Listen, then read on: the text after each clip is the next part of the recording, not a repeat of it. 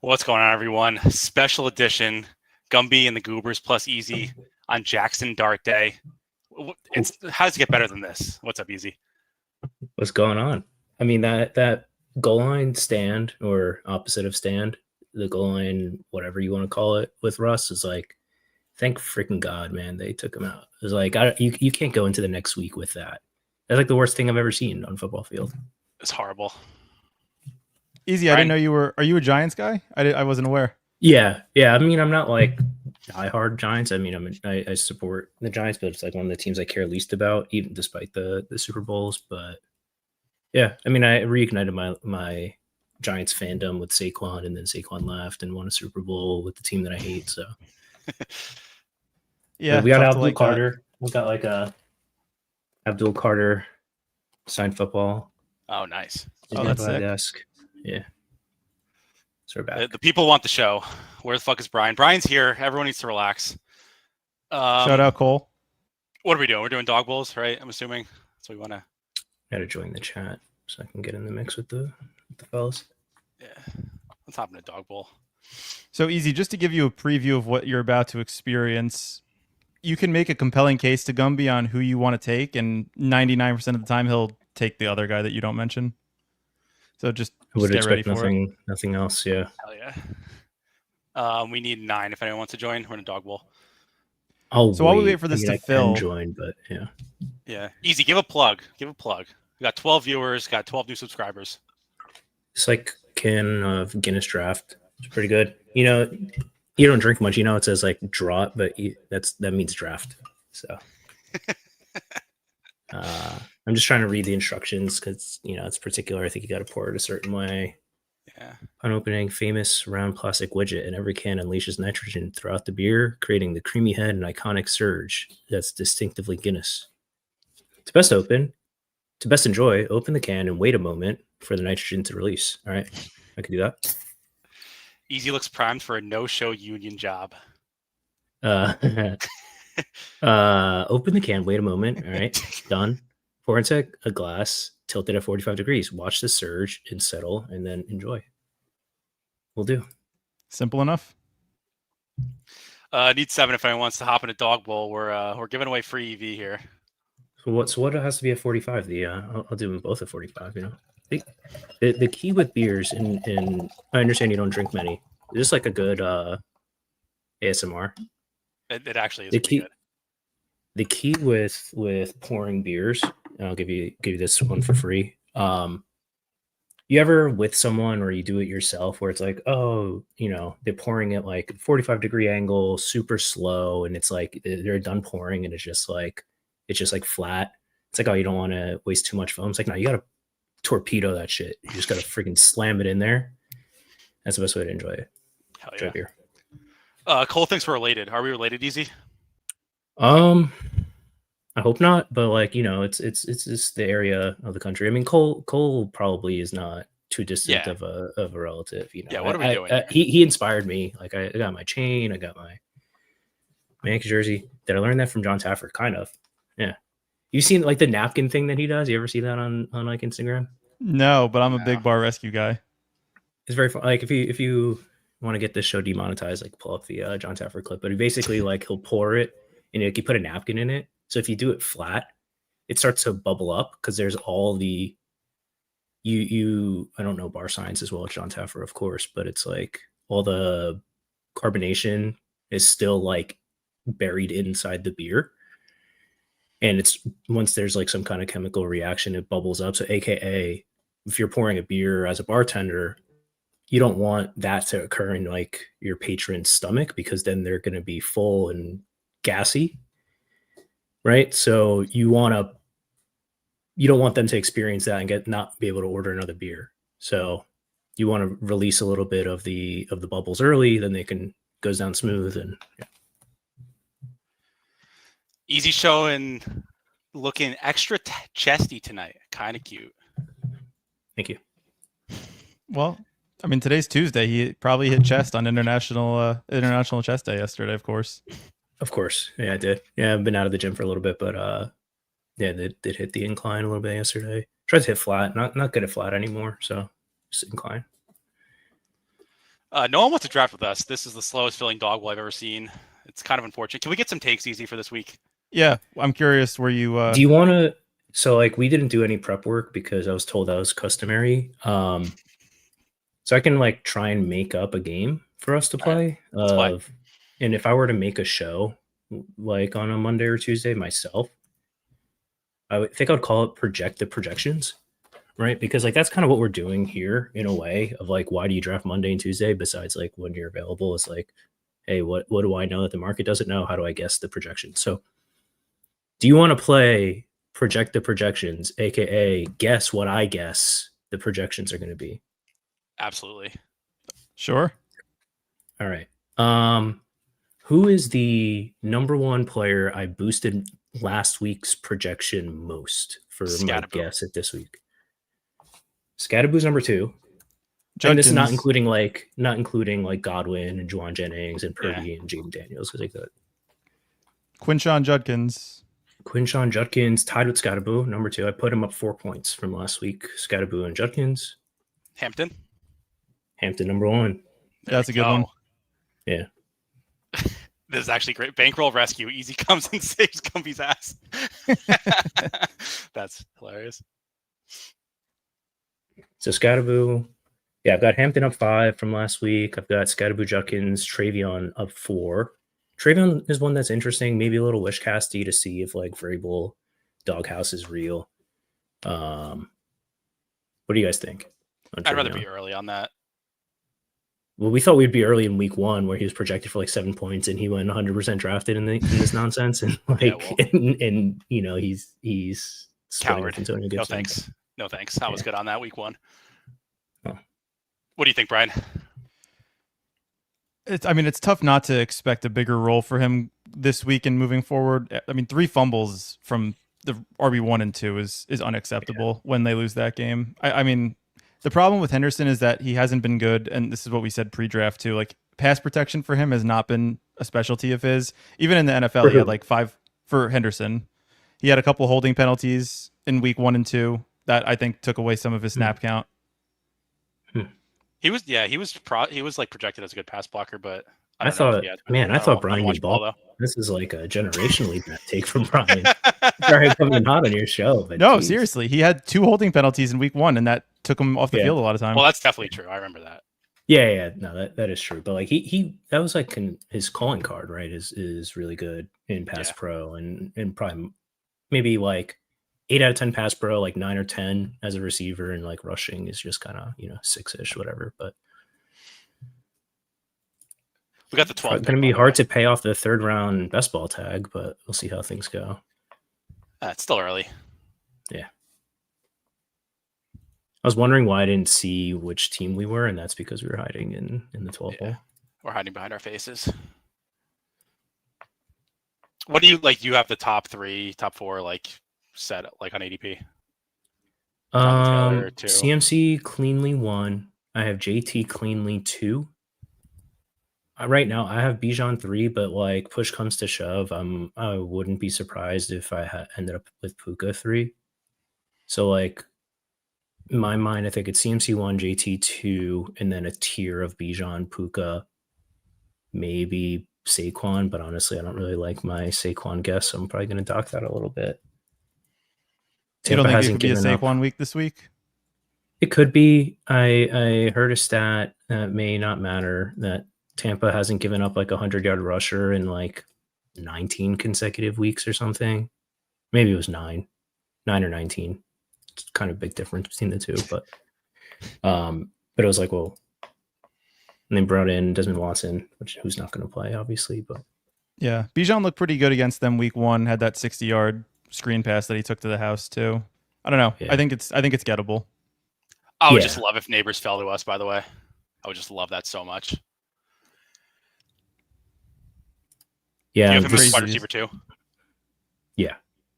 How much did you boost from last week with Dart? How much did I boost Neighbors? I didn't. I haven't redone it with Dart. I mean, I don't think there's really anything to be done. I didn't change Neighbors from last week. Okay.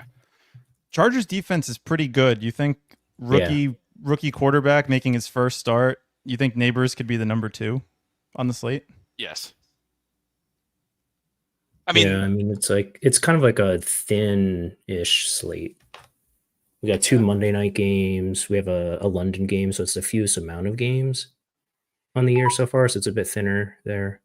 Right. we're on the clock. To me, this is like we have to take Bucky here. Running back falls off so much. Like, I mean, Bucky or Kyron, but I have Bucky higher than Kyron. I do too. I'm not super into it, but I have Bucky 12. It's fine. What about on the way back? I like Amon-Ra. You have Amon-Ra over Nico Yeah. considerably. 0.3 points. Oh my god. So Wow. like no, Jam it. Has to. but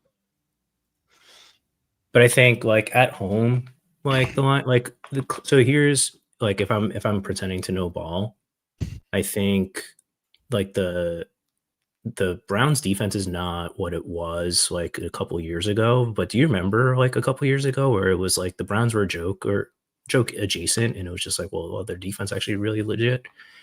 I don't think it's that, but like their run defense is actually pretty good. And obviously they have Myles Garrett, but like, and Myles Garrett can play against the run too. But all is to say, Detroit at home, I think could really in Cleveland is happy to pass and play kind of higher tempo than you would expect Cleveland to play, even with Judkins, I think. So I think I like Amon-Ra better than I like Gibbs.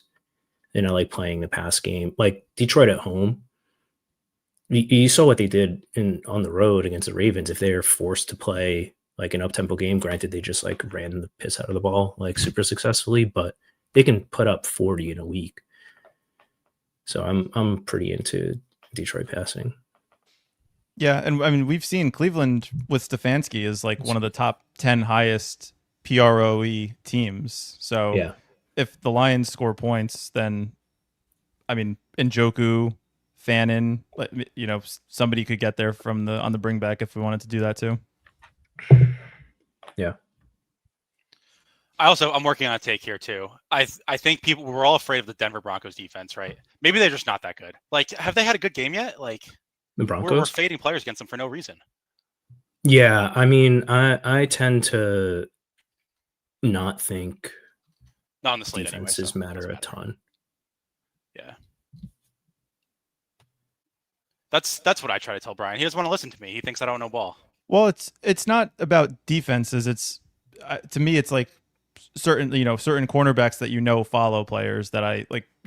Maybe not this year with Surtain, but Surtain in the past, Stingley on with the Texans. It's just things to be aware of. It's also last week with Puka. I mean, I know he did well as he always seems to do, but like Puka and the Eagles, if you were expecting it to be a bit more run heavy and the Eagles not have to throw the ball 30 plus times, like, I mean, I know you said, Eric, yesterday that ETR only docked Puka like 1.5% of his points just because of the matchup. So something that I have to think about when I'm doing my stuff ahead of the show is not double counting or triple counting bad matchups. I think the pace and stuff matters more, like game environment. That's what I was gonna say. Yeah. It's like overall, like defenses matter, but it's like if the Broncos, and I don't even know who the Broncos are playing or why we're talking about the Broncos. Yeah, they're not on the They're slate. not. I just had a take. Yeah. Yeah, No, but like it's more about if you think about like the Eagles and Rams, and like this is something I struggle with because like conventional DFS from like years ago before Sims, and you only had like optimizers and stuff, and even then people weren't using optimizers, like game environment, like stack and bring back, right? Like the classic thing.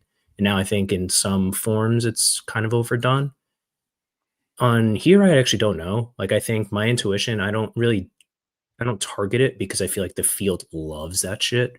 And I just think, you're kind of trying to hit a parlay anyway. But I think, if I put my ball nowhere's cap on, some players and teams are much more game environment dependent, right? And like the Eagles, I think, are an awesome example of that. Like they will pass the ball literally 0 times if they don't need to. So like that one where like, ball knower Puka plays really well with, AJ Brown and Jalen Hurts. Otherwise, it's just like, the Jalen Hurts will get what he gets from the 1 yard line, and that's kind of it. So I think it kind of just depends, right? And that's kind of the fun of the game is when and also say like a good defense like can be good, but if like Bo Nix is like having a great game, then for Denver's defense being good doesn't matter a ton potentially, or that's when Yeah. it would matter less, right? Like Right. When that shootout could occur. So we're Yeah. coming up on the clock. Started Bucky and Amon-Ra. Judkins falls to us if we want to I do have him the bring back. 36. I have Pollard a little bit ahead. Judkins is a bring back. I don't know. Kamara is Deebo Samuel is intriguing iffy. without Terry. I would do Laporta and hope that we get Goff, because I think Laporta is gonna end up grading decently Yeah, I think so. if we don't have like quarterback ideas later. Yeah, I'm cool with that. Yeah, Look I forward think to the hear. double is good. Yeah, And then I'm running really back, okay I with think it's all equal. any of the top 4 guys. If you guys have a strong take. You have Pollard over Judkins in your stuff, Easy? Yeah, by a good bit. But it's kind of last week based, and I'd rather play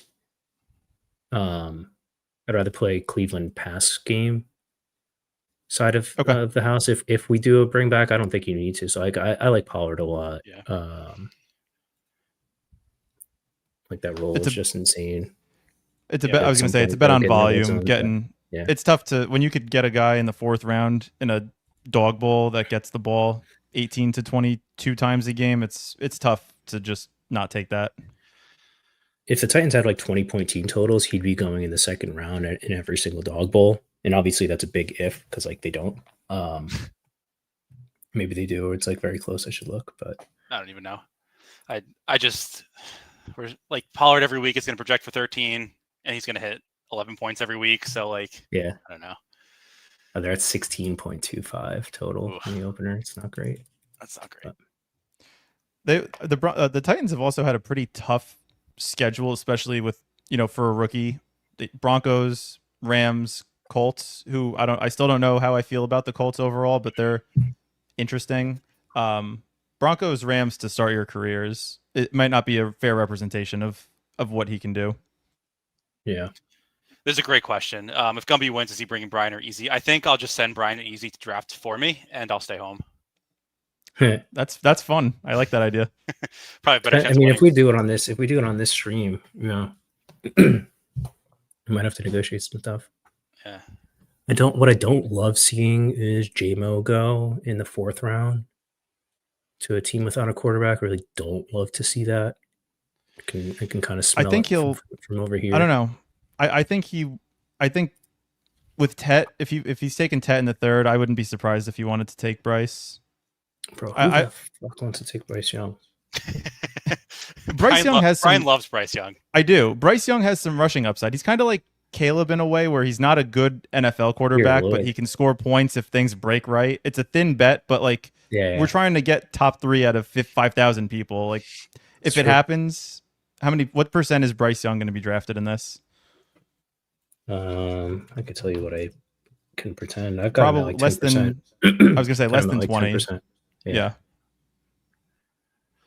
I also think like I feel like by the time ETR comes out, they're gonna project Dart way too high. I feel like they're gonna think he's like Jaden Daniels. Like they're gonna project him for like 70 fucking rushing yards, and he's not that guy. No. He's fooled everyone. He's fooled everyone. I'm telling you, people think he's Josh Allen. Yeah, no, ETR is too smart for that.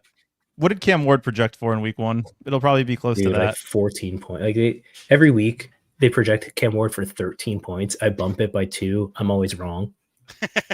Like I bump him from like QB 30 to like QB 28, and it's like nope. Like the Titans cannot score. Yep. I also think interesting, by the way, to only see 4 quarterbacks go through 4 rounds, but I think one game that people are not really talking much about that I'm interested in is the Colts game. Daniel Jones, Pittman, Downs, without Alec Pierce, like the whole thing with Downs so far has been he hasn't been on the field in 2 wide receiver sets. Without Pierce playing, it's going to be him on the field for at least like 80% of the snaps, and Pittman's looked pretty good this year. So I think that could be an interesting game. Yeah, I mean, I think that like if I had to pick one game I would be excited about playing in DFS, would probably be that game. The biggest concern there, a couple, I guess. One is like the Rams defense is pretty good and they're at home. So like, and both teams like to run.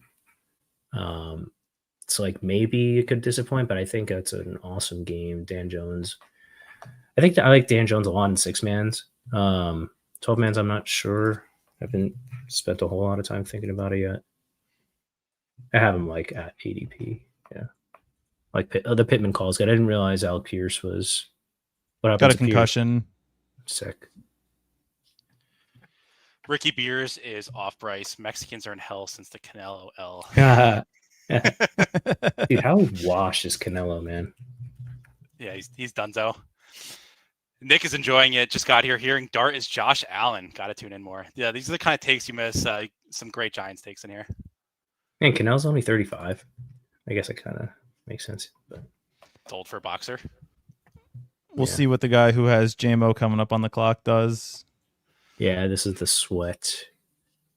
Could always Flacco it. And like, but the thing with like double stacking with tight ends, like, of course you want to pull it off. But even if you don't, it's like you can win with Laporta getting 10, you know, nobody separates the tight end. Like there's no like Bowers on the slate, but like McBride, I don't think is on the slate. Yeah, he's playing Thursday. So it's like right. One less 12-point score out there at tight end that you have to try and beat. No jokes. No laughing at that. Yeah, I mean, I saw that coming. Sorry, I was sweating the pick. Sorry. Yeah, I wasn't even listening. Nah, it's fine. Gumby deserves late credits for doing the show. Hell yeah. How do we want to round out this team? Oh, you need a receiver. Can you click like Purdy against Purdy against Jacksonville with Juwan is intriguing too if he's still there. Do you want to do like set up like a double swap on a team that's already kind of questionable? Would be my concern. So. Juwan goes anyway. Bound is just fucking sniping us. What a bozo. He probably would have. You think he would have taken Goff? We could do. We could do this. Nick, I don't think Nick's gonna snipe us. Plus, he has a quarterback. We could do like Flacco there. Judy, and play it that way. That's fine. It's nasty, but we could do it. Not my favorite way, but if you want to salvage the stack, and without saying, or I'm fine with Dimes and Pittman. Naked May with Pittman's against gone, Carolina. So it'd have to be Downs. Nah, screw Downs. You want to go Flacco Judy, and just say, hey, this game, we get 12 from Laporta is good enough. Yeah. Yeah. At a certain point, obviously Amon-Ra and Laporta without Goff aren't both going to score 40 points, but they could both Amon-Ra can score 30 and Laporta can score 10, and then you don't need Goff. Yeah. Especially we could have probably thought about it a little. I guess me, it's probably my fault because I was talking too much, which I tend to do. Is the way you beat the Goff teams or not need Goff is Goff has 24 and you just find Drake May who has 28 or 26. So that probably would have been a good call. Yeah. Yeah, I like May this week against Carolina. I know Carolina just, shut out the Falcons, but I think that's more a product of the Falcons' inefficiency than it is Carolina's D. Yeah. Bound just drafted the worst team of all time, by the way. Let's see. Dart, Travion, Neighbors, Keenan Allen, Juwan Jennings, Brock Bowers. Wow. that team projects for 36 fantasy points. All right. Anyway, let's get another one. But yeah, I'd someone won the main BR last year with a double stack with no quarterback. I think it was a Rams double. Well, that's not surprising because if you told me there was one quarterback you didn't need to take, that would have Stafford. It would be Stafford. Yeah. My favorite stat that is made up because I don't remember the real stat, but I'll try and improvise is 3 years ago when Stafford had 4,800 passing yards and 41 touchdowns, he topped 22 fantasy points twice on the season. That's crazy. Let me look and see how much of that I made up. That's directionally accurate. That's what we're going for. extremely like directionally accurate. But like I say every week, like Puka gets 20 points, Devontae gets 15 points, and Matthew Stafford gets 12. It makes no sense. Explain that. It's not possible. I can, but let me find this stat. All right, 41. Yeah, all right. So I was right. 48, 86 yards, 41 touchdowns. Shout out to me. 24 points week 1, 29, 26, 24. All right, so he topped 24 3 times. Never top 30. Didn't top 30 once. 41 touchdowns. 41 touchdowns, crazy. dude. No one throws 41 touchdowns. That's but yeah. Counter that with Puka, Lamar, who threw 41 last year. Probably had 30 points. That's insane. 10 out of the 17 weeks.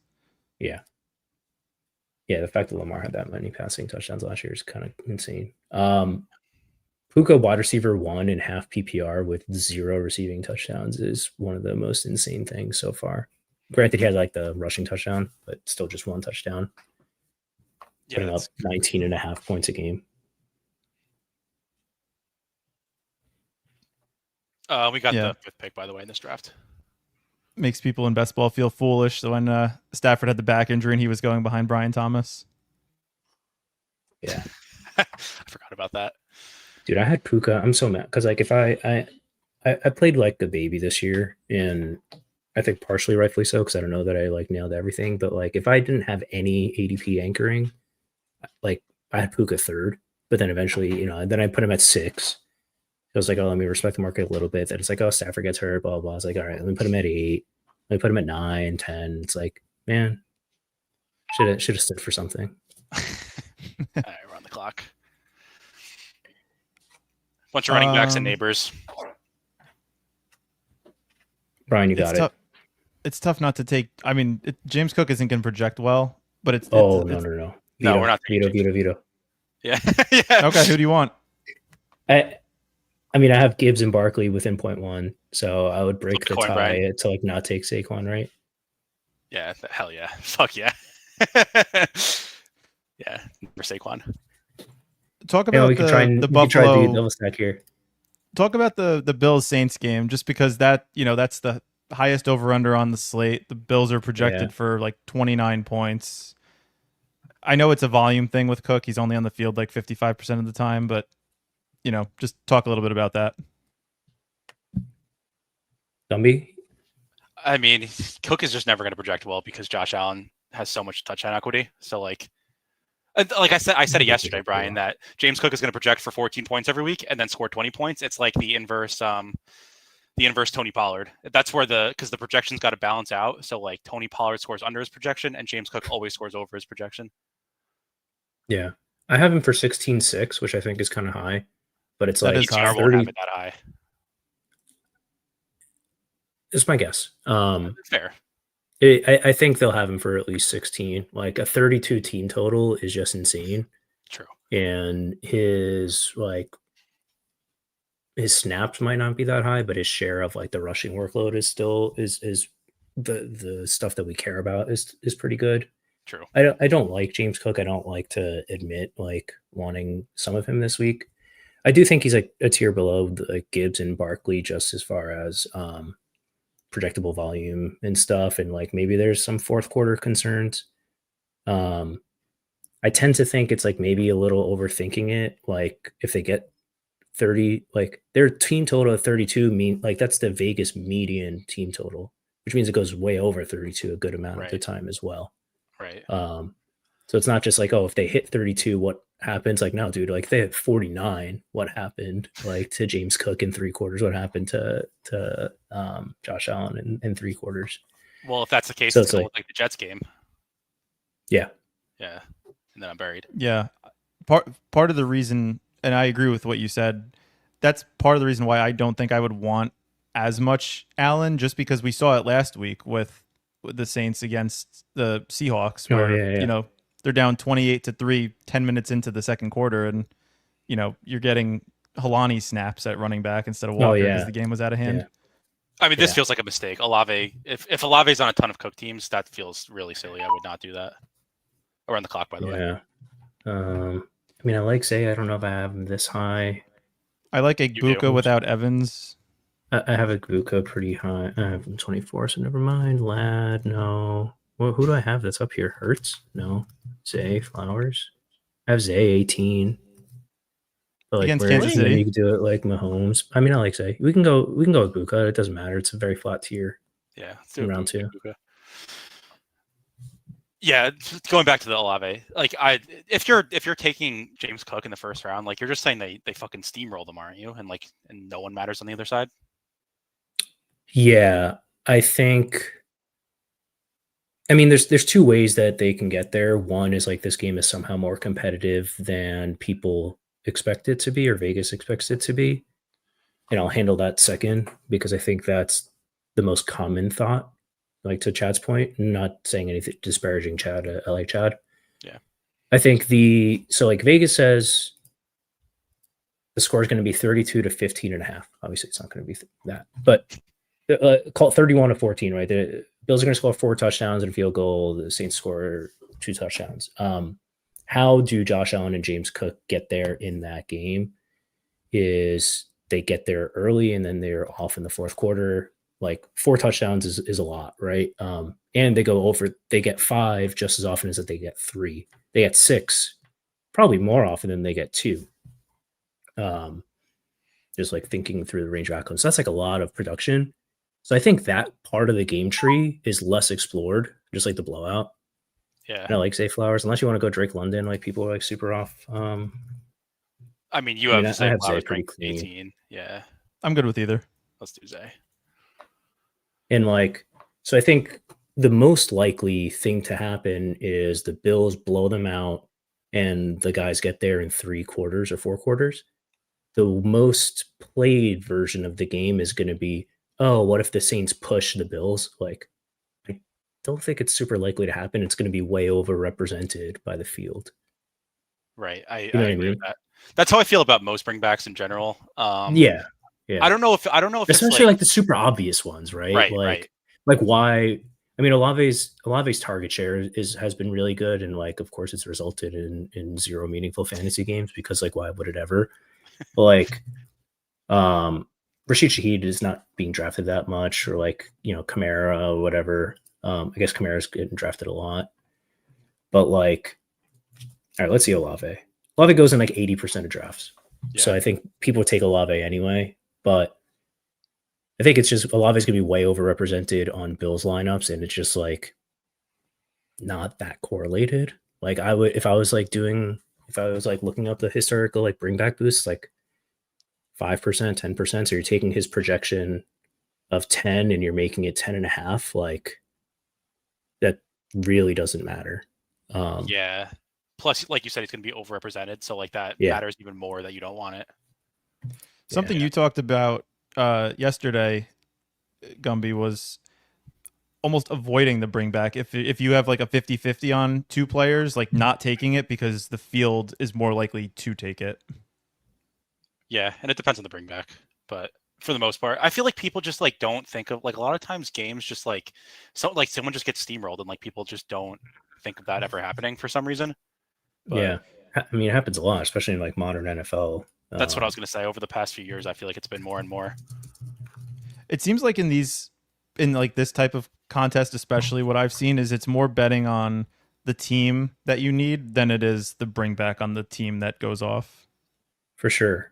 I mean, like small sample for sure, but like think of the Vikings-Bengals game where it's like Jordan Mason, like they won 48-10. Granted, like a bunch of defensive touchdowns and stuff. It's just like the Bengals didn't need to push Jordan Mason into the end zone twice. It was just the fact that the Bengals actually were so bad on offense that the Vikings scored a bunch. And like the same thing is not only might happen, it's actually the most likely thing to happen for Buffalo against the Saints.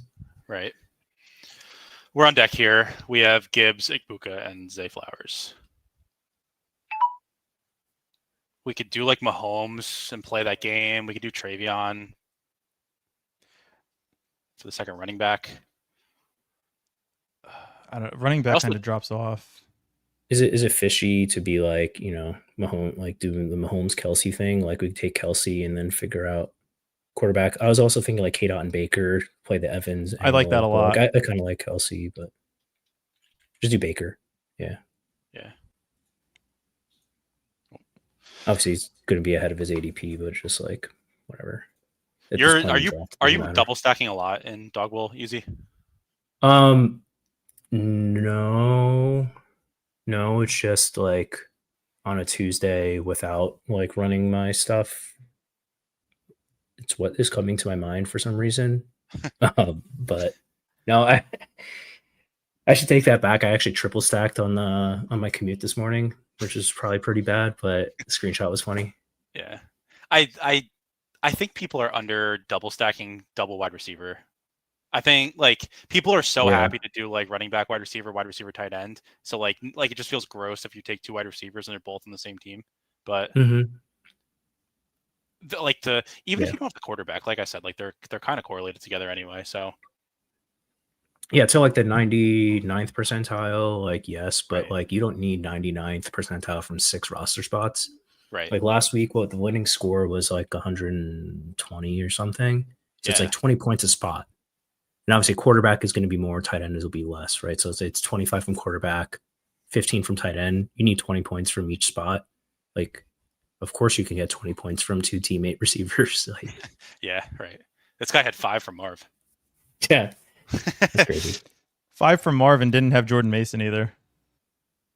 Oh yeah, that's true. Yeah, Jay, it's like if you found a way to Hunter Henry, you could have gone there with Henry in May, but like, yeah, the naked Hunter Henry is just like super outlier. Yeah, that is fucking sick. We're on deck.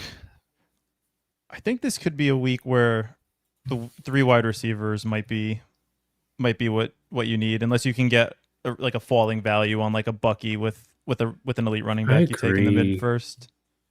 What about just Kelsey here? You said you like Kelsey, right, this week? Yeah.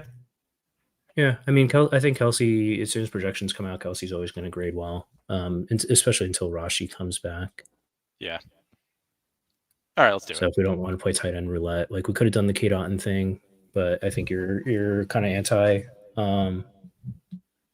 the double stack. It depends on cost. Like, is Ibuka paying off round 2 with the tight end? But it's like, what can you get 24 from Ibuka and 12 from Mountain and win a seat? Maybe. Yeah, depends on the week. Yeah. Yeah, I just like what's the correlation between quarterback and tight end? You want me to make it up, or you want me to look up what I made up? We're not facts here. 10 to 15%. Yeah, that's what about wide receiver? Just 20? No, I would say less. Really? In half PPR, I mean, I'm making it up. I can look up at what I made up 2 to 3 years ago, but just because the touchdowns is such a higher percentage of tight end scoring than it is receiver scoring. Right. So I think the direct the big event correlation is much higher for tight ends. That's why it's like I'm always trying to stack tight ends, but obviously the field is doing that, so there's like leveling. But best ball wise, right? Like, right, the tack on tight end is pretty good. Interesting. I'm learning way more on this stream than I've ever learned in my life. So more than in school, more than doing these streams with Brian and Anthony. So yeah, I'll send you a bill. Actually, no, I'll free roll these 3,080th place teams.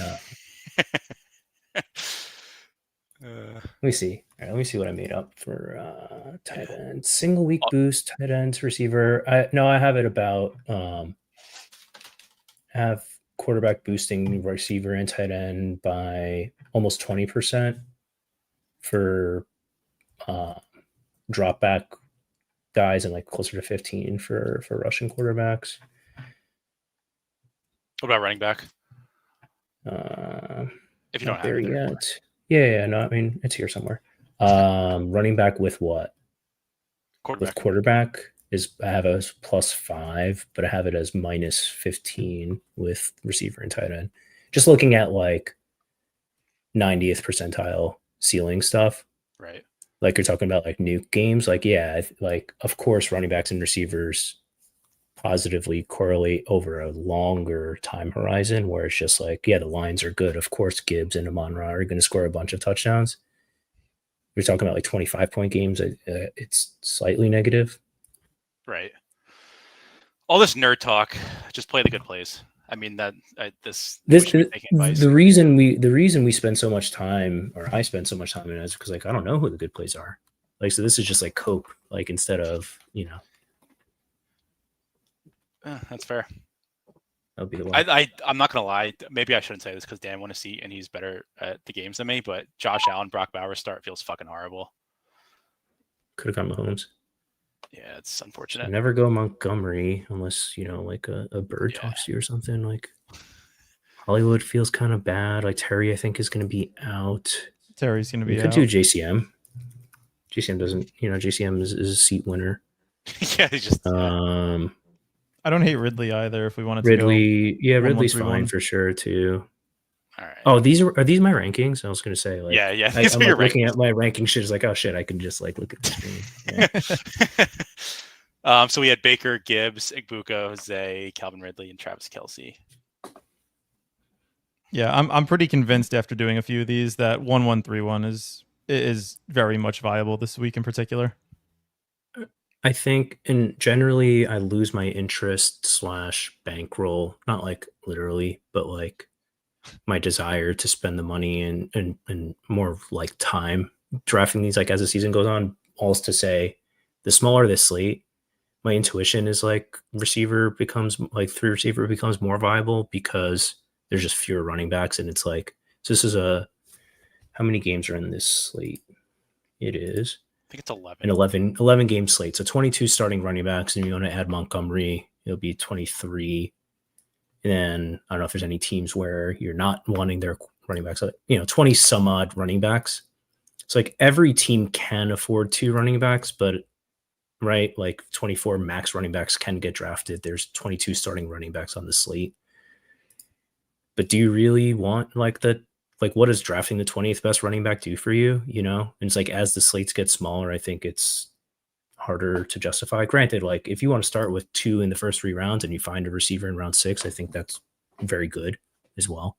Yeah. But I think that's definitely true too. And like, because when I play all the primetime blues, it's like a sick fuck. And like 3 wide receivers, I like grades out better than 2 running backs on most of my teams. They always project better. So yeah, I mean, I think that's for sure going to be highly slate dependent. And I'm also curious, like you kind of mentioned it, like maybe as a half joke, but like if like, you know, people are doing the masterclass and like taking the wrong takeaways from it, where like, not to say that they did bad work, like I love all those guys and I think it's like super valuable, but I think like depending on who's digesting it, if you just take like past performance and apply it blindly, like I think that's going to be bad, you know. So you can hope that the field is over swinging running backs and like the slates, you know, change every week, right? And like that's the thing, like 80% of slates like 2 running backs are viable, but like I mean that leaves 20% of the time where like you still want the 3 wide receivers, and like people are like, oh my god, just 80%, might as well just jam it 100%. That's how you get overowned. Yeah. We did not draft the 20th best running back with Bill. We decided not to draft Bill. Correct. Right. Also, identify yourself. Yeah. Identify yourself. Name. The nerds are going to hate it when Trey Tucker drops another 30. I think Trey Tucker might be that guy. Oh, sorry. Go ahead, Easy. No, it wasn't important. I was going to say I have Bill projected for 1 more point than I do have Calvin Ridley, but you know, it's volatile. Yeah. What are your thoughts on the Washington backfield? Because I try to make sense of it, and every week I just feel like I'm just throwing darts. I have no idea. I think JCM is running like pure, but it's like the longer someone runs pure, the more they end up winning the job. So I think like I think the slappies that were like, yo, they ship Brian Robinson because like they want JCM to be a thing. I think that's not entirely true. I think it's more like Brian Robinson is like entirely useless for what Washington wants to do. In that he's not any better than JCM. He's not better than Chris Rodriguez. He's not better than Austin Eckler. Like he just exists. So like, why waste a roster spot on someone that just exists? Granted, the people they're placing with also are not that good. Also to say, I don't think it's like, you know, they're waiting for JCM to be the guy. But if anyone were to be, I think it would obviously be him at some point. So think he's like justifiable in round 6. It's not going to project. It's one of those things that won't project well until it does. I was going to say, yeah, he'll score 30 points before he projects well. Yeah, and it's going to be like an 8-chan bet. Yeah, but I mean, obviously not to the extent of it. Me. That would kill me. Yeah, me too. I'm just saying it could be like one of those weeks where it's like, holy shit, he just had 30 points, and now it's clearly his job to lose. Yeah, and it could be like a Travion thing too. Like, he's going to need. Like, like if he continues to like punch it in and stuff like that, I'll obviously give him 1 or 2 extra touches. Or like Chris Rodriguez is like 1 fumble away from like never hearing his name again. You know what I mean? Yeah, that's true. So for those listening, we drew the 101, started with CMC. No discussion needed. Clearly the best projected player on the slate. Yeah. Maybe Taylor. I don't know. I think Taylor's going to be closer than people think, honestly. His role is fucking insane. Yeah. The only thing is like on the road against the good defense, but I think JT's been insane. Yeah. Wait, I do like McCaffrey against Jacksonville. Do we care about like home road splits? I don't care about that at all. Is that bad? You should have bet. I only care about it. Implied points. Implied points by a good amount. Yeah. Really? Oh yeah. It changes the spread by like 2.5 to 3 points. Yeah. Depending on if you're home or away. I thought it was like 1. Really? Ball an hour. Used to be 3, now it's closer to like 2.5. But yeah, because your generation doesn't go to games or too busy scrolling TikTok and whatever. But man, I want to go to the Giants game this weekend so bad. I was arguing like my Giants group chat is just like a bunch of like they're actually like conventionally smart guys for the most part, but they're just like more passionate than they are analytical as it relates to football.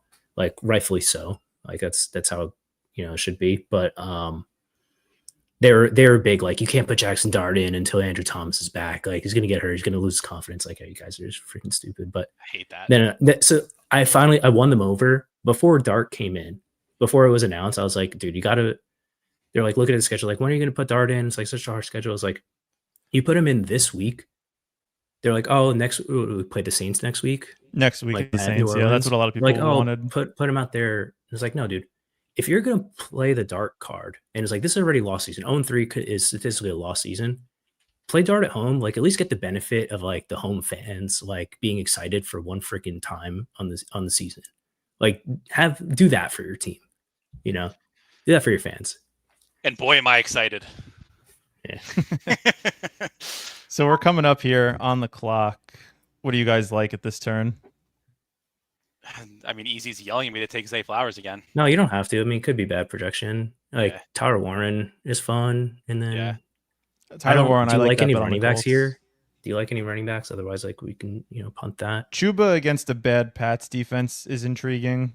They're not implied. I think they're only implied for like 19 points. I'm tired of people pretending that Chuba's good at football. He sucks. Yeah, he stinks.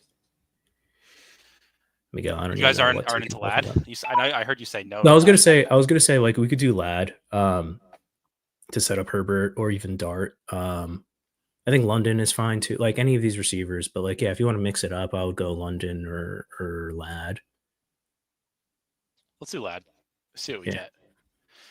What was that take? Dude, you got to clarify, Miguel. We've had about 20 takes in the past 30 seconds, so please clarify. My quants projections take everything into account. I mean, that's true. Hopefully. Yeah. What I didn't take into account was Zay Flowers in a primetime game. It's like if you do well or poorly in primetime, and just like counting stats too, by the way, like you have to make sure you dock his projection by at least 50%, I think. True. Yeah. Yeah. Otherwise it's way too high. Agree.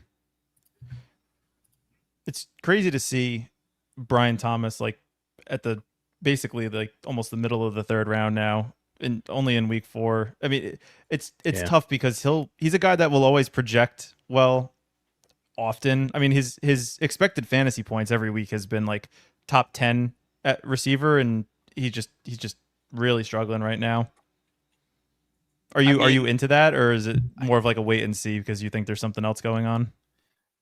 He's like Miguel Bridges, dude. Like he's gonna project for 12 points every week. I'm just gonna keep clicking him, and then I'm gonna be ruined. No. Yeah. The difference is Mikal Bridges, from what I understand, never actually scored points. Like Brian Thomas Jr. was a top 10 receiver last year. And I don't know enough about fantasy basketball, but like me neither. Mikal Bridges' projection is based a lot on things he does besides scoring the basketball. So like his range is probably, does that make his range tighter or does it make it wider? Because like stocks are Wider. like so, right? Yeah, so it's very wider, but it's also like he's not gonna overperform unless he gets like stocks, which are kind of outlierish. right. So how does this relate to what we're talking about at all? I I have don't no even idea. know, man.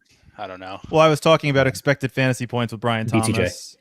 Yeah, I mean, I like BTJ. I like him less than I liked him a month ago, but I had like 40-50% of him last week and like through Thursday, and then I kind of like the market came up on him and I was just like, whatever. But yeah, Bosa out for the Niners. Yeah, true. I think their secondary been banged up. It's just like, what is this? The Niners and the Bucks are like the two most injured teams so far. I don't know what these words mean. There's HFA tracker on home field advantage on. There's a site called NFELO. Oh, you got none of those words right. Let me see. Model. I don't even know what the site is. I was just gonna say, like, I think it used to be 3. I'm pretty sure recently it's become 2.5. And I don't know if that's like, again, like fan behavior at games or if it's like key numbers have changed with like 2-point conversions versus field goals, versus extra points. But again, like, I don't even know why people watch this show, period, but certainly not to hear me talking about like key numbers and stuff. Bates said 2.39 since 1999.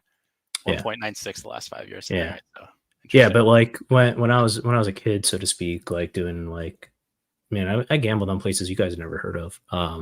Sending. How old do you think Brian is? Brian's older than me.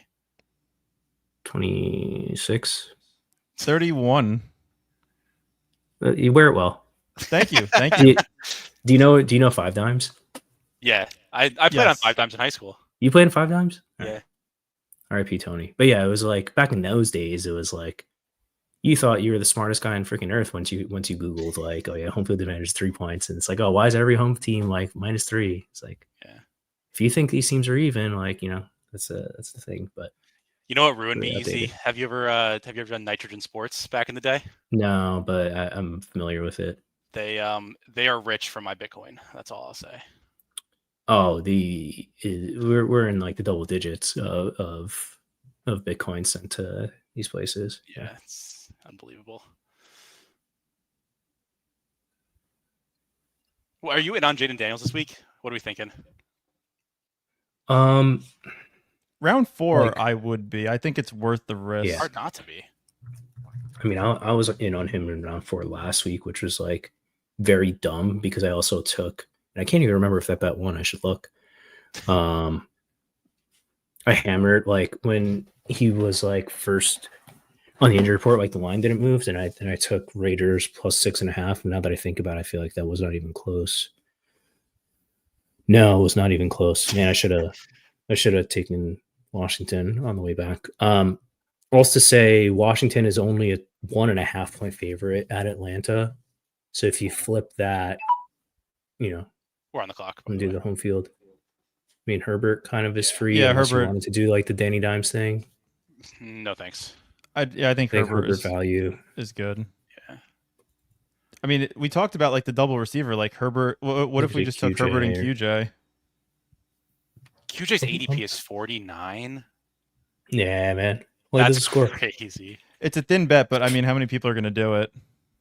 I think probably a lot based on ADP. Oh, you think so? Yeah, just their ADPs are aligned. Yeah. What would you? Are there any running backs worth taking? I don't see any on here. Right? Yeah. Who's the first? Yeah, JCM. Nope. I guess it's a 3 receiver team unless we go double tight end.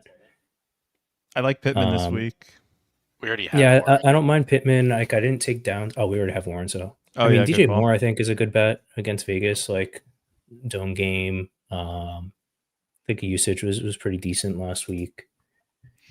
I'm worried about. Aren't you worried, Luther Burden? I mean, he only ran 9 routes. Yeah, they put the package in for him, the flea flicker package. That's good.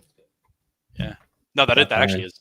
But it's like Colson Loveland is out, which I don't think impacts don't think that impacts. Cole Kmet's opening ADP was like 16 in this, which is pretty fun.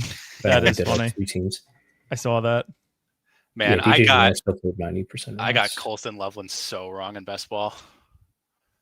It's early. It's week 4, man. He's dead. He's dead. You're round 9-10 pick, not to hit yet. I'm worried. I'm worried about him. He was more I'm expensive than Tyler for a good bit of time, which was just kind of tough. But like, it matters a lot less than like Ashton Genty, dude, at the 1-2 turn. True. Yeah, you need like 2.5 games out of Loveland for him to not be a bust. Anything the problem is, I was taking Loveland. I was taking Loveland on two tight end teams. Like that seems that's tough. You were taking Warren, Loveland. It would have been fine. You were taking Loveland. You were taking Golden. A lot of the rookies. Yeah, easy. Dude, Golden ran 120% of routes last week. He also ran. I think, what did he have, like 4 catches? He also ran freaking out of bounds when he could have scored a 100-yard touchdown. But yeah, but Love kind of let him out of bounds. To be fair, I put that more on Love than on Golden. Yeah, Gumby sucks the best. Well, this is objectively true. Like, I'd never claim the opposite. Gumby's best team in best ball, which is like I think like 2000th, is a team that we drafted together. Yeah, that is true. Love that. Because I looked at it because I was like, I know all the teams you drafted sucked. So I literally looked at it like, what was the date this team was drafted? Because this team's actually good. Went back and looked at our video. It was the same date, same team. I was like, yep, makes sense. I love that. I'm so fucking bad at basketball, man. Didn't you hear the mob rigged the Browns game? I know. I saw that the Eagles-Rams game was rigged, though. Someone let them block the kick. I saw a video of that. I don't know. No one knows. How pissed would you be if you lost? Like, that's got to be one of the worst beats. Yeah, it's a rough beat. What are you guys thinking for this final pick? I mean, this to me again seems like a 1-1-3-1 JCM thing. What else we're doing JCM? Dude, freaking Coach Jordan had me play Nick Chubb and JCM actually on my FanDuel 3-3-3 teams last week.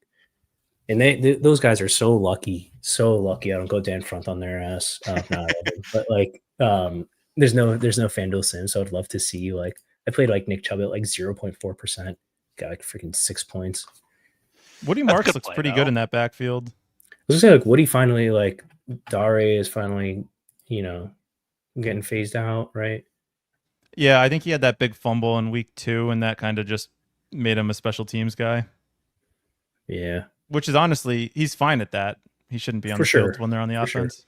For sure. Yeah, he shouldn't be touching the football too much. On FanDuel last week, I finished 50th out of like 170,000 entries, and I lost money. So that just makes me never want to play that. That was unbelievable. Yeah, I think my FanDuel experiment was short-lived. Yeah. I'll go back to the like guaranteed overlay and like hard stake stuff. It's just like I was too thin last week. I played like way too many different things and overspent my bankroll. Are you simming or just optimizing? Yeah. Yeah. I mean, not well. Like I think I'm like absolutely trash at like using these products, but just like kind of entertainment value for me. And like if I lose for the year, which like I normally do, like that's okay as long as like I have 1 or 2 weeks where I feel pretty good about myself, or it's like every couple of years you have a big win, and just like whatever that yeah every couple of years type of stuff. Yeah. Yell at Gumby Brian. He wants that pay structure everywhere. No, I don't want it that bad. I do, and I'm also good at under. You want it in the things that you're good at, right? Yeah, exactly. I don't want it in the contest I suck at. Like I have no chance of finishing first in a FanDuel contest. That's just not happening. Easy. What would you say you're better at? Best ball, weeklies, nothing. No, I mean I think I'm like unlike underdog. Like I think I'm mediocre to bad at dailies, and I'm like I think I'm probably good-ish in best ball. I just don't have the fire to like hammer enough. Like I literally only play Best Ball Mania, so like I have 150 teams on one slate a year in something that pays $2 million to first, and like all but 20 people are like ultimately pretty disappointed in like what happens out of 600,000 entries. So like I'm not really setting myself up to look good there. Right. I used to do more of the smaller field stuff, but I don't like the payout structures that much there. So I think I'm good. It's just like really hard to prove. It's like it takes so long, and like the samples are so short. Right. But I put in a lot of work to like make sure like the stuff I ask people to pay me money for is like good, and I put a lot of thought into. But it's just like I don't have the fire to draft 1,000, 2,000 teams, and like, I made 17 finals and like collected 80% of my entry fees back. Like, right. Cut enough. For yeah, me. I don't know how many people are like paying for your stuff, but I'm sure like you would be looking better if other people weren't also using the same stuff you had. I don't think, but like, I would disagree because like you can kind of tell based on exposures like who uses what stuff, but the way that I build things, and especially this year where I put in a lot more, we're kind of on the clock. Yeah. I mean, Jawan with CMC's kind of like you could do Godwin and swap. He's probably not going to play a full role. I was gonna say Godwin. You could put Evans in because he's not going to play. Evans is for sure not playing. Oh, but he's probably out tagged now, right? Yeah. We have the last like pick Shakir anyway, at home is like not terrible. Shakir or Godwin? We're swap off. I wouldn't do Godwin. I don't think Godwin's going to play a full enough role. Oh, whatever. I don't know if Godwin's even going to play. Yeah. I think he doesn't. I think he's going to play. But I mean, I also think like you're sheeping like publicly available makes people thinking about bringbacks and stacking more than they were if it wasn't available. So just like in general, the field's getting better from that. Like obviously it'd get better anyway. Yeah. I think the field's going to get better anyway, and like there's a lot more influential stuff that talks about it. But yeah, maybe if I like wanted to pretend that I was like more important than I am, like I could argue like because I made it public, like people kind of leveled up and stepped up their game in like competitive stuff. Like now there's like ETR has this solver, like Leg Up has it, like Spikehook has it, but like my stuff was kind of first to the market on that. Granted, they might be doing better, and I would kind of hope that they do, like with bigger teams and just like than me and like making shit up in the spreadsheet. I'm not actually making it up, but you know what I mean. So yeah, also to say, I think the field is probably playing better, but I don't think people are. I don't think people are duplicating each other that much because like each pick leads you on a different decision tree, like entirely, which is kind of the point. Compared to like a Gilbert Arenas or gritty type drafter where it's like no matter what they're kind of doing the same thing every time, where it's like the point of my stuff and a lot of the other stuff is like, hey, I made this pick, what are the next good picks to make knowing what I already have. Yeah. So yeah, true. What do we do? Are we done? Do you want to keep going? True. I'll do one more if you'd like. Got another one in me. Hell yeah. Easy, give me one player you think will be in the optimal lineup this week. What's one player you got to have? Same for you, Gumby. I'll give you a better question. What's the most overpriced player right now, or underpriced player right now? Sure. Yeah, ask a different way. Sure. Kind of has to be Zay Flowers for me. Interesting. Just like based on how he keeps coming up in the rankings. I'm trying to think like who's the guy, and this is kind of what I think is the most important thing of like doing the Tuesday drafts is like who's the guy who's going to go from 34 ADP to 18 like as soon as Leone hits publish. So let me think of candidates for that. I mean, maybe Judkins. I don't know. I don't really know what he's going to project for. His 18 carries though. Judkins is going to project higher than you think. I'm also biased because he was my running back 2 pre-draft. So Debo is a good one without McLaurin. Yep, that's a good call. Yeah, that's a good one. That's a McLaurin has already been ruled out, right? I think so. Not officially, but it's trending as if he's not going to play. Oh, he's further tests, so that's not looking good. And quad, yeah. Yeah. What about? Debo was a great call. Jacoby Myers. He projects well every week. Every week. Yeah. Every week, yeah. That's who Mikhail Bridges is. That's the comp. 10 and 12 targets Could though. be. Like, I don't hate that. I know, but I mean 3 catches, 6 catches. No, I mean their O-line is so bad. Like it just seems like they're never gonna. He's not the guy that you need. It's Trey Tucker. I hate to do it. The answer is like for sure Debo. If Terry's out, and I like hadn't thought about that until right now.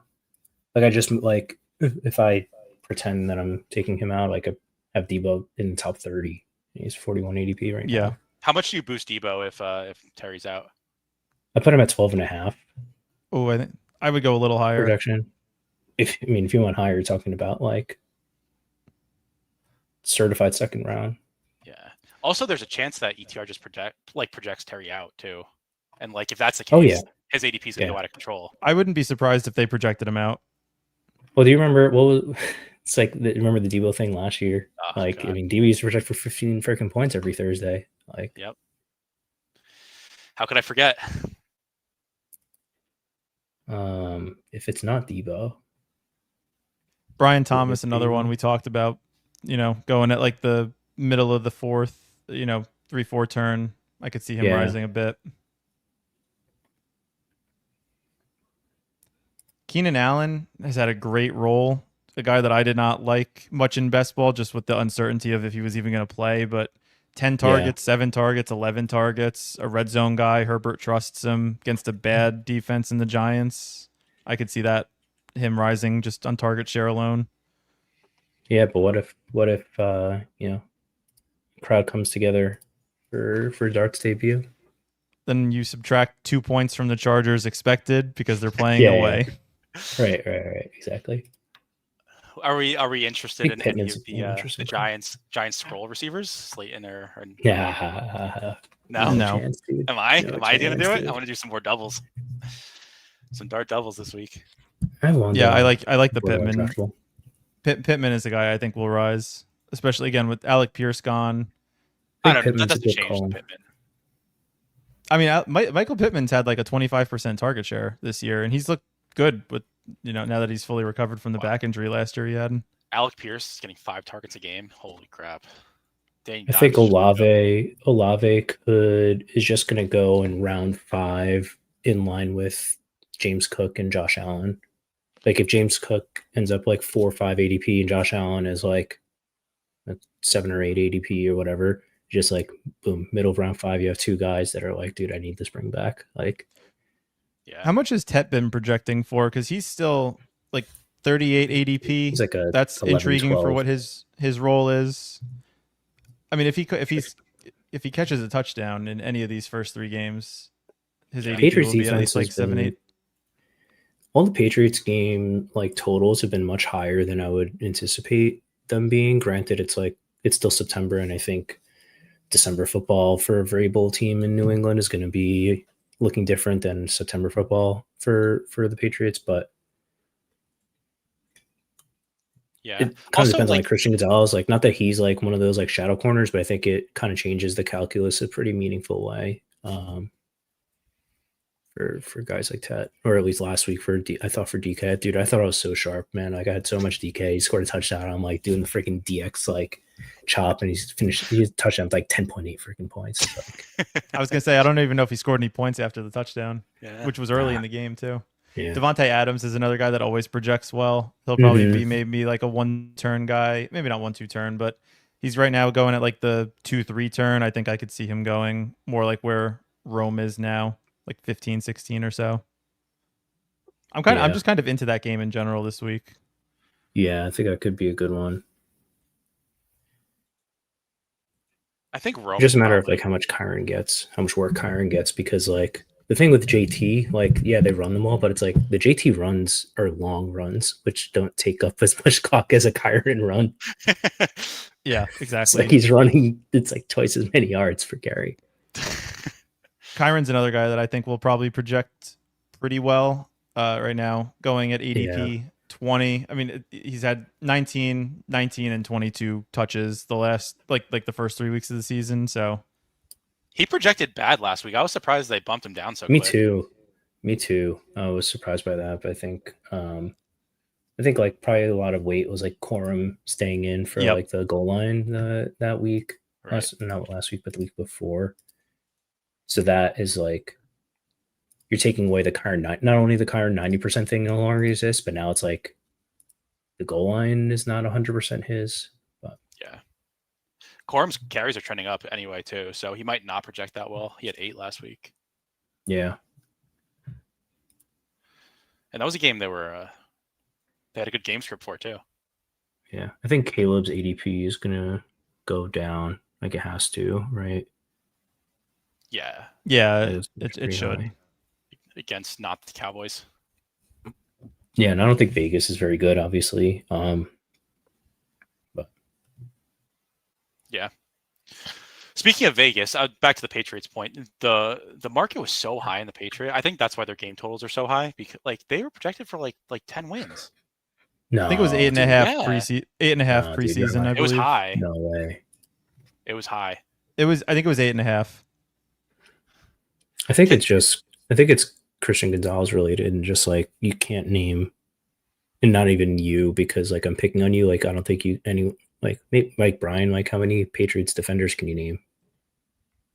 I can't think Christian of any. Gonzalez. Yeah, I can't think Peppers, of any. but he got cut. Jabril Peppers. You want to? I mean, Miguel is making fun of me for yapping, but I'll continue to yap because I've found the microphone. So I was talking about this in my Giants group chat, where like the problem with the Giants since the Super Bowl era, like in the past, like call it 10, 12 years, the Giants, well, their scouting department, like being like half like with the last name Mara, obviously is a huge freaking mistake. But it's like every offseason, you're taking a bunch of 6 out of 10s and you're paying them like $10 to $20 million. And it's like, oh, what a great value on Nate Solder. Oh, what a great value on Illuminor. Great value on Runyon Jr., on like whatever. So you're getting like the 20th best right tackle in the league. And it's like, oh, this guy's actually like, he's better than you think. He's pretty good. So it's like those guys very rarely improve. Like they're already in the league for 4 years. You're giving them their first big contract, and you're just signing a bunch of 6s. And if you invest in a 6 and you have to pay them to come to your team, there's almost only downside. It's like the 6 shows up and it's like actually like a 3 or a 4, which like they always freaking are. It's like you bring in no impact players and you're just like kind of parlaying like, oh, I'm gonna hit a bunch of singles and doubles and like parlay that into a bunch of runs. Like, no, like I think you got to either spend nothing or you go sign like impact players. Like trying to sign a bunch of mid guys is just like not the way. Yeah, I mean it's not good when you go to bed with a 6 and wake up with a 3. It's usually not great, but many such cases. Yeah, I guess we're supposed to laugh at that. Yeah. Where was I going? No, it looks I don't even know. But well, it's like in DFS, like you can't just keep jamming the value plays. You got to get raw points somewhere. Like you can't just pick off all the undervalued people and like, congrats, you're the 22nd best team in the league. Yeah, and it's like when you get an injury or it's like you get a right tackle. It's like, how many times have the Giants signed freaking right tackles? Like, oh, he's going to convert to a left tackle. Like, no, he's not. Like, of course, no, he's not. Like, he's never been good enough in his life to play the important position. Like, it's not like Scott Hatterberg and Moneyball. It's like you can't just learn left tackle. Like. Yeah. And they have Andrew Thomas who's playing freaking snap count at left tackle. But it's like, yeah, that and he looked. I mean, they showed him on the sideline. Like he looked fine. Like what's the point? Yeah. What's I don't know why you play him at all. Yeah, exactly. That's what I was going to say. I would rather just see him not play. Yeah. But so we have the 5th pick, by the way, in this. That's fine. I'm just going to keep complaining about the Giants. I was looking up like a bunch. So like the thing that I was talking about, like the list of players that the Giants signed. So when you get drafted, you get a 4-year contract, and first round players get like the 5th-year option. So the amount of players that the Giants signed in the last 10 years coming off, they're a bust for the first 2 to 3 years of their rookie deal. They're a bust. In year 4, they are above average, and the Giants are like, here's $80 million. Kenny Galladay. Yep. Let That's who I was me going to go search with. like Kenny Galladay, like the amount of players where the Giants have paid them in one contract 80 to 90% of their career earnings because they go to the Giants and they suck. They sucked before, they were okay, they get paid, and then they never get signed again. Adoree Jackson. So Adoree Jackson was like two-way player coming out of USC, Titans, like cornerback, like kick returner, like he played some receiver in college, like, oh, he's so sick, like so fun.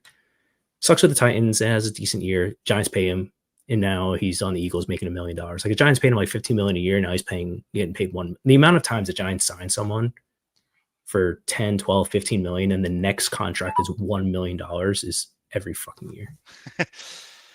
Saquon or Gibbs. Blake Martinez is another example of that Gibbs. one. Let's do Saquon. Fuck yeah, we did Gibbs last time. Adoree Jackson, Kenny Galladay, Blake Martinez. Just like Okereke too. Yeah, he had one good year, and now he's below average. He's not good. Yeah, they kind of did it to themselves with Danny Dimes too, by the way.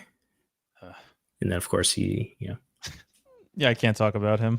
Yeah, it's not good. It's not. I don't think like it. I don't think they played the Dimes thing the wrong way. It's just like you kind of get stuck, I think, in a quarterback.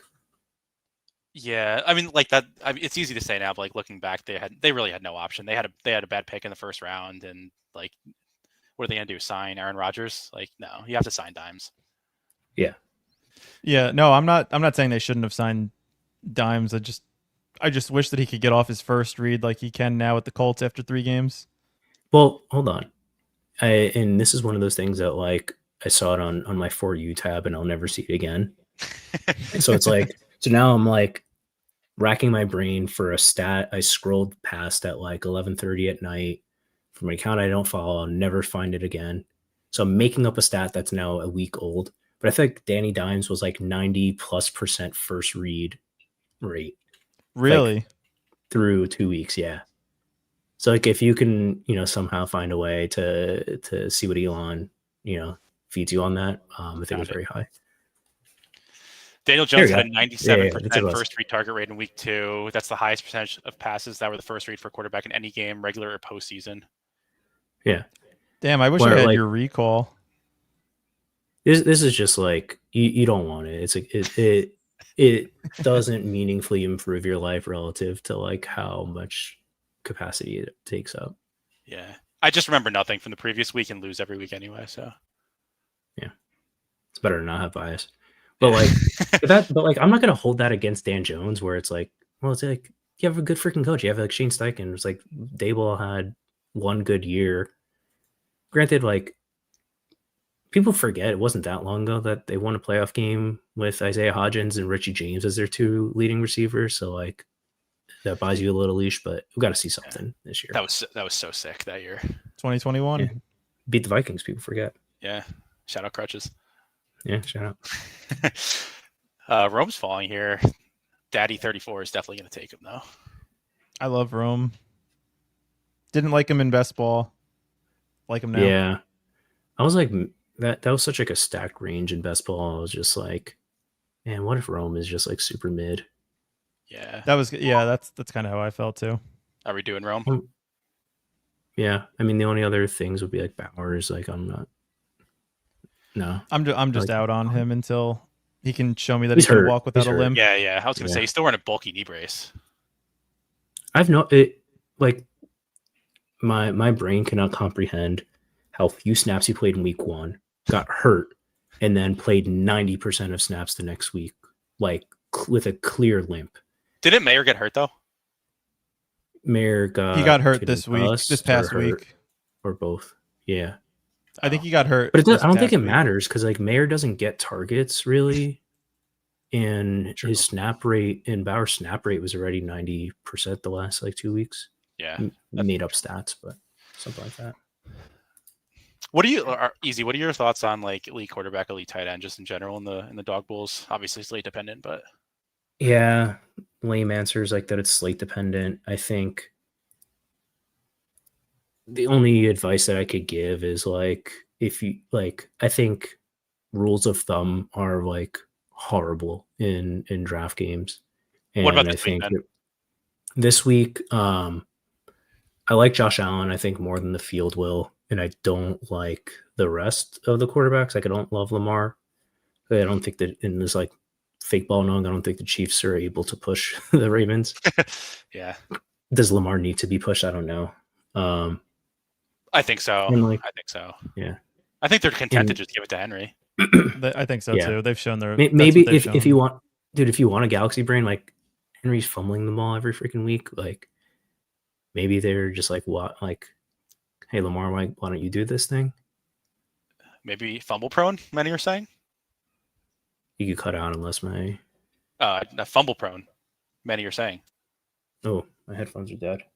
That's on me. So we're coming up on the clock. AJ Brown is falling.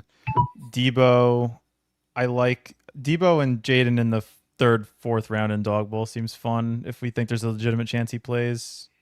Easy. I don't know if you have a particular lean either way. Or if you want to go with Tyler Warren. I'm a Warren guy here. You're a Warren? Okay. I think drop up's going to be pretty big there. Warren is just so good, man. Yeah, he's sick. Not biased, though. What are you going to do? But I'm like, so my thing on the elite tight ends, I don't know how to fix this, but like if you just use like the basic warp, not even basic, like I don't think the stuff that I'm using is basic, but like it just always pushes up elite tight end. And I just like, there's no way they have the same ceiling relative to their mean projection. Like that's my concern. I know they should in theory, but like, I don't know. It just feels wrong. Yeah, I would agree that it feels wrong. I think, like, I don't have Bowers ahead of ADP. I have him at ADP. I have Warren a good bit ahead of ADP. Last week, I have McBride a good bit ahead of ADP. I think six mans, I think it's very good. I think in six mans, the most important thing, in 12 mans to a certain degree, I think you want the elite or you want someone who's not drafted 100% of the time. For a couple of reasons. One, the elite, the point of the elite, it's 2 points of the elite. One is like they are the most likely to get 15 on a week where all you need is 15. So that's a good thing. And then they're all, in theory, the most likely to get 25 or 30. Granted, freaking Hunter Henry had 25 last week. Yeah. So, but that's kind of why I think you want to just like, you want to avoid the mid-range. But the mid-range changes, right? In a six-man, the mid-range is anyone after the top 2 or 3. So like generally, this week, anyone after Tyler Warren, I don't think you want. Like Kelsey and Laporte, I think are horrible picks in six mans. I didn't actually look at it. I'm going to make it up, but I would bet that they're bad picks. But in here, I think they're actually probably decent picks because that's the cliff. So like you have to just each week kind of identify where the cliff is. And you either want to be before the cliff or you want to be like way after the cliff. You don't want to be drafting Hunter Henry this week. I don't think you want to be drafting Juwan Johnson. I don't think you want to be drafting Dalton Kincaid. Cade Otton is the guy you want. Yeah. If you're going to wait, someone like that. It's the whole greater late approach. And when the whole point of late is not to take a guy in a 12-man that's like the 10th tight end by ADP because what's the point? Yeah. Yeah. Well, especially last week too, where there was like, at least in six mans, like tight end 5 to like 12 are all like between like 7.5 and 6.5 points. So like, why are you taking the guy that's exactly 100%? We're coming up here on deck. A lot of good choices. Keenan. We're taking a lot of 1RB teams, by the way, but I think that's just kind of like I think it's just the slate. So it's either Keenan or it's one of the guys from the Bears game. And Herbert's already gone if that changes like your calculus. So like we could do more for a double or you could do Jacoby. Let's do Jacoby. He's gonna rise. He's gonna project well like he always does. Yeah, Jacoby will project well. Yeah. And like I don't feel too. I don't feel the need to take Caleb right now because I like if we were closer to the turn. Right. But I don't think like Caleb would be giving us. I don't think we'd have dibs. No, but I mean, I just don't like if Caleb's going in the 5th round after Wednesday at 8 p.m. Like, there's no reason to take him in the 4th now. Yeah, he will. He will. Yeah, that's what I mean. This may be one of those we unintentionally did a bring back, by the way, with the Dunze and Myers in the same game. Not that it matters, but just something to call out. I think it's fine. I think it's fine. I'm much more inclined to do it on when the ADP doesn't line up. So like we got Roan on a discount, and we got Jacoby on a discount. So it's kind of like a somewhat unique combo. Agreed. Right. Yeah. There goes Caleb naked to someone. I mean, I guess he could pick DJ Moore on the way back, and naked quarterback is like for sure fine. In round 4, I don't know, but I think it's probably under-owned in general in the dog bowls. I think like single stacks probably over-owned, and doubles and naked are under-owned, but that's just from my balls. Yeah, I don't hate that. But yeah, the Caleb to sort of DJ Moore is fine. Yeah. All right, we're coming up on the clock. No tight end. Drake May, just naked May. Yeah, that would be fine. Yeah. Naked May, Daniel like he Jones. He wanted to do like a Geno thing later. I don't think I'm into that. May at home against the Panthers, I think is fine. Yeah. At home, 2.5 points. Wow. First Jackson Dart selection right after us. Snap clicked him. Naked Jackson Dart? No, thank you. Respectfully. Well, it's not. I'm sure he'll take Wandale or something with him. No, he's in tight end. Oh. Theo Johnson. Theo Johnson, yeah, shout out. Shout out Penn State. Yeah. So for those listening, we have Drake May, Barkley, Dunze Myers, and Tyler Warren. I think it's pretty good. Yeah, I'm happy with this team. That'll grade well. Are you Gumby? Are you still scraping and simming, or just like when the itch comes? When the itch comes, I did week 1 and week 2, but the itch hasn't hit me for week 3 yet. Why? Do you have a specific question? No. Okay. Just kind of making conversation. Curious like what your aspirations are and stuff. Where I am in 5 years. No, I don't care about that. I have a rough idea of where you'll be in 5 years. You'll be catching up to whatever books are in the pop culture now. Probably. We're reading the AJ Brown book. That's so funny. I'm trying to think of what the takeaways I had. I don't know. I'm not good at that. I just fucking scrape it and try to figure something out. But I don't know. I'll get back to you on that. I'm very curious, like the 1-1-3-1 versus 1-2-2-1 projection thing.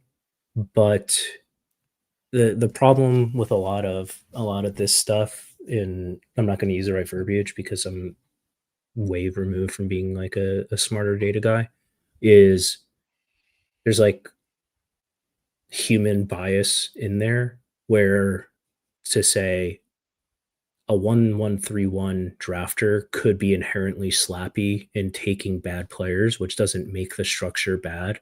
But if you just take the aggregate projection of 1-1-3-1s, it's going to potentially over-index to people that are taking, I don't know, Kayshon Boutte, every single week, or you're taking, Pop Douglas or like whatever. And it doesn't mean it's bad. So like, that's always a thing that I struggle with in looking at like aggregated data and stuff. Where it's like, is it telling you something about the structure? Or is it telling you about the type of person that drafts it? So that's what I like to think about a lot and spend way too much time thinking about it because it doesn't really matter. But all right, we're on the clock here. Running backs are kind of gross. Unless we want to do JCM again. I mean, he might just project better than everyone. I don't think we actually took him ever.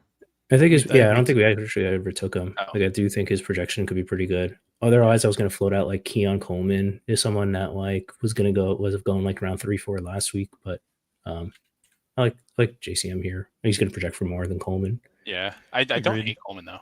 I think that's a good call. But Coleman is one that like the entire world was about to like concede that they were wrong, and then now they've just kind of forgot about it again. Then week 3 happened. Yeah. So to recap the team: Drake May, Barkley, JCM, Adunze, Jacoby Myers, and Tyler Warren. It's a pretty good team. Probably of the ones we drafted, this is probably my favorite. Yeah. And just going back to the 3 wide receiver thing, I just have a thought that I have to get out. Like, it might be interesting to like look at people who we know are good and like look at their 3 wide receiver teams. And just like ignore everything. Or if you just chop the tail 25% worst projection, you take the 75th percentile projection. I'm not asking you to sim it, but it's like if you take the 25 worst projected teams out of all the samples, like what's the best, or like only take the top 25% of each sample, like what's the best? Yeah, that's interesting. I think that might be the way to do it. All right. Anything you want to get off your chest, Easy? Speaking of the chest. No. Like and subscribe. I don't think you guys asked for it. To your stuff. I don't care about my stuff on it. Cole was asking if I was gonna stream. Probably not. Probably not really, but maybe I'll do a projections thing at some point if I have like a free Tuesday, but otherwise just happy to type online. All right, well, if you ever need a place to get out your thoughts, you're always welcome here. Yeah, I appreciate it, Easy. I might make you regret that, but thanks for having me on, boys. It was fun. It was generational yapper, but appreciate having the chance to plug in the microphone and you guys not muting me. All right, guys. Like and subscribe. Have a good night.